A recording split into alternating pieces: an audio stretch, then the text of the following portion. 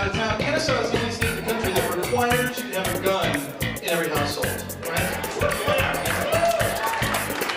National Rifle Association lot over there. It'll be a good show, especially in the parking lot afterwards. My name is Pete Ludovice, and I'm with the School of Chemical and Biomolecular Engineering. And I will turn it over to Lou Lefton.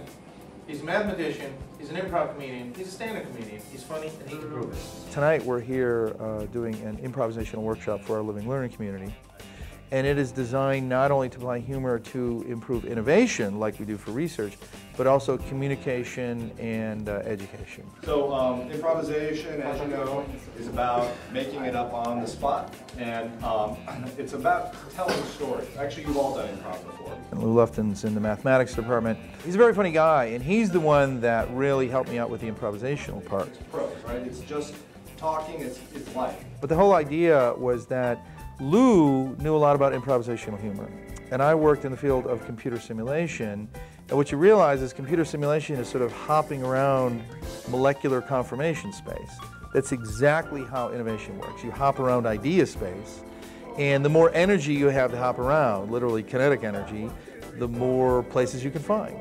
For example, our theory is you do some improv humor, which our students are going to do tonight, then you collect from that ideas, wacky concepts. You just write down the words that naturally come out. Then you do a second phase of improvisation just for the geeks in the crowd.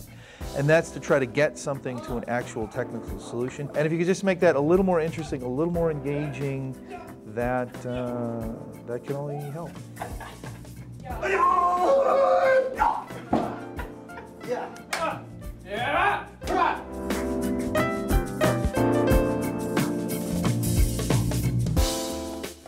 So combining humor and research is really just a combination of one of my hobbies, which is humor, and then what I do here at Georgia Tech, which is research. It wasn't until maybe a couple years later that I realized we could merge the two. Then I realized that you could use it to improve communication and education, and that's how this particular Think Big program was born. Without humor, it doesn't work as well.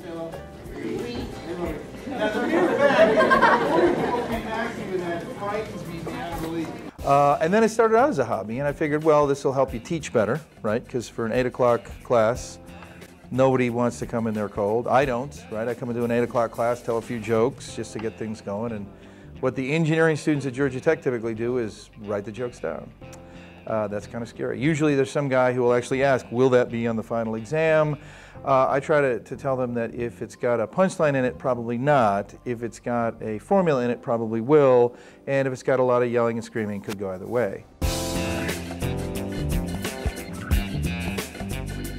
The best performances I've ever had were always in front of my peeps. That, of course, would be nerds, geeks.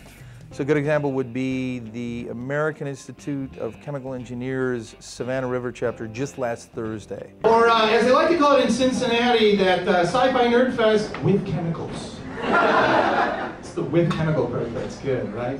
I was down there, and that's the only kind of place you can tell jokes with thermodynamic parameters in them. And they actually laugh, and they get it, and they laugh at everything you do. When somebody laughs at everything you do, those are the performances you remember, and our job is to teach it to geeky folks to do that.